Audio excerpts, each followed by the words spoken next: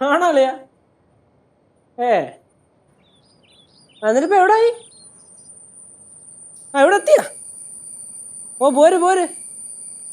ഞാൻ ജസ്റ്റ് ഇവിടെ പുറത്തിറങ്ങിയെന്ന് അത്രേ ഉള്ളൂ. ശരി ശരി, വേറെ കുഴപ്പമൊന്നുമില്ലല്ലോ അല്ലേ? ആ കഞ്ഞി നമുക്ക് സെറ്റാക്കാം. ശരി ശരി. എന്താ മോനെ, നീ വിളിച്ചോ? ഓ ഞാൻ എന്നാ വിളിച്ചോണ്ടിരിക്കുകയായിരുന്നു, ഇവിടെ എത്തിയെന്ന്. ഓ സമാധാനമായി. ഇവിടുന്ന് പോക്ക് കണ്ടപ്പോ ഞാൻ വിചാരിച്ചു അഡ്മിറ്റ് ചെയ്യുമായിരിക്കും. ഇല്ലില്ല, ഡ്രിപ്പ് തൊട്ടെന്ന് പറയുന്നുണ്ടായിരുന്നു. അല്ലെങ്കിലും ചേച്ചിയുടെ കാര്യം എങ്ങനെയാന്ന്, ചെറിയ എന്തെങ്കിലും പനി വന്നു കഴിഞ്ഞാൽ ടക്കനെ അങ്ങ് വീഴും. ഒന്ന് പോടാ അവിടുന്ന്. അവക്കേ എന്തെങ്കിലും അസുഖം വന്നാൽ ഭയങ്കര പേടിയാ. ഈ സംസാരം മാത്രമേ ഉള്ളടാ, ആള് പാവുക. നമ്മളെന്ന് വെച്ചാലേ അവൾക്ക് ജീവനാ. നമ്മളെ ഓർത്തല്ലയോ അവളിവിടെ ഓരോ കാരണങ്ങളൊക്കെ പറഞ്ഞ് നിൽക്കുന്നേ. അല്ലെങ്കിൽ അവൾക്ക് കുഴിപ്പള്ളത്ത് പോയി നിന്നാൽ പോരായിരുന്നോ? കാര്യം എന്താ പറഞ്ഞാലും സിദ്ധു ഒരു പാവമായതുകൊണ്ട് ഇതൊക്കെ നടക്കുന്നു. അതുകൊണ്ട് നീ ചുമ്മാ ആവശ്യമില്ലാതെ ഓരോന്ന് പറയാൻ നിൽക്കല്ലേ. ഞാൻ എന്ത് പറഞ്ഞെന്ന്? അമ്മൂമ്മ ആവശ്യമില്ലാത്തൊന്നും പറയല്ലോ കേട്ടോ. ചേച്ചി എന്ന് പറഞ്ഞ ആരാ? നമ്മുടെ മുത്തല്ലേ. മാത്രമല്ല ചേച്ചിക്ക് ഞാനെന്ന് പറഞ്ഞ ഭയങ്കര കാര്യം. അത് നീ മുതലാക്കുന്നുണ്ട്. പിന്നെ ഞാൻ മുതലാക്കാന്ന് പറഞ്ഞ ആര് മുതലാക്കായി? അമ്മൂമ്മ അതെന്റെ ചേച്ചിയാണ്. എനിക്ക് എന്ത് ആവശ്യം ഉണ്ടെങ്കിലും എന്റെ ചേച്ചി അവിടെ കാണും. അതേപോലെ ചേച്ചിക്ക് എന്ത് ആവശ്യം ഉണ്ടെങ്കിലും ഞാനല്ലേ ഉള്ളൂ. ചേച്ചിക്ക് എന്തെങ്കിലും ആവശ്യം ഉണ്ടെങ്കിലേ ചേച്ചിന്റെ സിദ്ധു ഉണ്ട്. ആ ചേച്ചിന്റെ സിന്ധു ഇപ്പോഴല്ലേ വന്നത്? ഞാൻ അങ്ങനെ ഉദ്ദേശിച്ച് പറഞ്ഞല്ലേ, ഞാൻ ചുമ്മാ ഫണ്ണിന് പറഞ്ഞല്ലേ. അളിയൻ നമ്മുടെ ചങ്കല്ലേ, ചങ്കിടിപ്പാണ് അളിയൻ. മതി.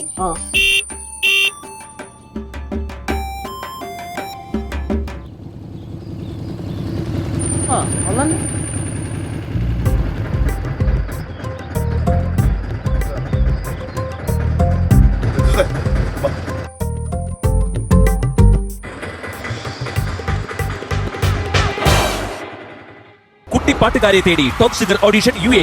8-നും 15-നും ഇടയിൽ പ്രായമുള്ള കുട്ടികൾക്ക് ഓഡിഷനിൽ പങ്കെടുക്കാം. ഓഡിഷനിൽ അസാമാന്യ പ്രകടനം കാഴ്ചവെക്കുന്നവർക്ക് ടോപ്പ് സിംഗർ ഗ്രാൻഡ് ഫിനാലയിൽ പങ്കെടുക്കാൻ അവസരം. പ്രവേശനം സൗജന്യം. രജിസ്റ്റർ ചെയ്യാൻ ഉടൻ വിളിക്കൂ. +971 5263 10876.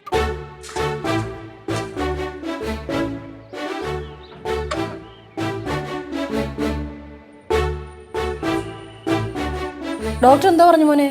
ഡ്രിപ്പ് ഇട്ടു. ഇവിടെ ഇന്നലെ മഴ നിറഞ്ഞിരുന്നല്ലോ, മാത്രമല്ല കാര്യമായിട്ടൊന്നും കഴിച്ചുമില്ല. ഉള്ളിൽ നല്ല പനി കിടപ്പുണ്ട്. അപ്പൊ ഭക്ഷണം കഴിച്ചിട്ട് മാത്രമേ മരുന്ന് കൊടുക്കാവുള്ളൂ എന്ന് പറഞ്ഞു മരുന്നും തന്നിട്ടുണ്ട്. അമ്മൂമ്മ ഇന്ന് കഞ്ഞി കൊടുത്താ മതി. കഞ്ഞി കൊടുത്തിട്ട് ഈ മരുന്നുകൾ കൊടുക്കണം, കേട്ടല്ലോ? മക്കളെ എന്നാ റൂമിൽ പോയി കിടക്ക്, അമ്മൂമ്മ കഞ്ഞി എടുത്തോണ്ട് വരാം. അനക്കൊന്നുമില്ലല്ലോ. ഇത്രയും വയ്യെങ്കിൽ പിന്നെ നിന്നെ കൊണ്ടുവന്ന് അഡ്മിറ്റ് ചെയ്തോളായിരുന്നോ? എടാ ഡോക്ടർ പറഞ്ഞത് അഡ്മിറ്റ് ആവാനാ. പക്ഷെ ലച്ചു സമ്മതിക്കണ്ടേ, ഇങ്ങോട്ട് വരണം എന്ന് പറഞ്ഞിട്ട് വാശി പിടിക്കുമായിരുന്നു. മക്കളെ മക്കളെ മിക്കവാറും ഇഞ്ചക്ഷൻ കിട്ടുന്നുള്ള പേടി കാരണമായിരിക്കും കേട്ടോ അഡ്മിറ്റ് ചെയ്യേണ്ടെന്ന് പറഞ്ഞത്. ട്രിപ്പ് ഇട്ടെന്നല്ലേ പറഞ്ഞു? ഡ്രിപ്പ് ഒക്കെ ഇട്ടാ ഇവളുടെ ശരീരത്തെ ബ്ലഡ് കൗണ്ട് വളരെ കുറവാ. ഹീമോഗ്ലോബിൻ ഒന്നും ഇല്ലെന്നാ പറഞ്ഞേ. അതാ ശരീരമൊക്കെ തണുത്ത് ഇരിക്കുവോ അങ്ങ്. അമ്മമ്മ പോഷകാഹാരമൊക്കെ കൊടുക്കണം, എന്നാലേ ഇങ്ങനെ രക്തമൊക്കെ ചാടി ചാടി കിടക്കത്തുള്ളൂ. എന്റെ പൊന്നു മോനെ കൊടുക്കാഞ്ഞിട്ടാന്നോ?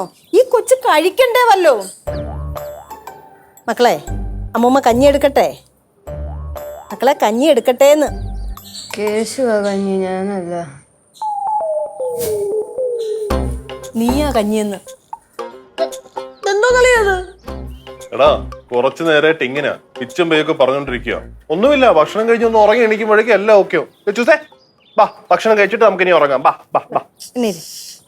കിടക്കാതെ ശല്യപ്പെടുത്താതെ പോവാം. ഇതാണ് ലച്ചൂസേ, നമ്മളിപ്പോ ബെഡ്റൂമിലല്ല, നീ സിറ്റ് ഔട്ടിലായിരിക്കുന്നേ. ബാ എണീക്ക്. പോട്ട് പോട്ട് പോട്ട് പോട്ട് നേരെ കൊണ്ടോ. അടുത്ത വായുന്നതിലും കണ്ണന്തിലും വരുന്നതിലും കൊണ്ടുപോയി കിടത്ത്. പിന്നെ അല്ലാതെ പിന്നെ ഇപ്പൊ ക്രിസ്മസ് വന്നാലും ഈസ്റ്റർ വന്നാലും കോഴി കിടക്കപ്പുറത്തില്ലെന്ന് പറയുന്ന പോലെ കഞ്ഞിയാണ് പോലും. കഞ്ഞി അല്ലേ? അല്ലേ? ഞാൻ കഞ്ഞിയാണെന്നല്ലേ ചേട്ടാ. അമ്മൂമ്മക്ക് നാളെ എവിടെ പോണെന്ന് പറഞ്ഞേ? പടവലത്ത് പോണം. പടവലത്താ? എന്റെ പൊന്നമ്മൂമ്മേ, നാളെ ബസ് കയറി പോയാൽ മതി ഒറ്റയ്ക്ക്. കഞ്ഞിയാണ് പോലും കഞ്ഞി. മോനെ നീ കഞ്ഞിയല്ലടാ, നീ ബിരിയാണിയാടാ.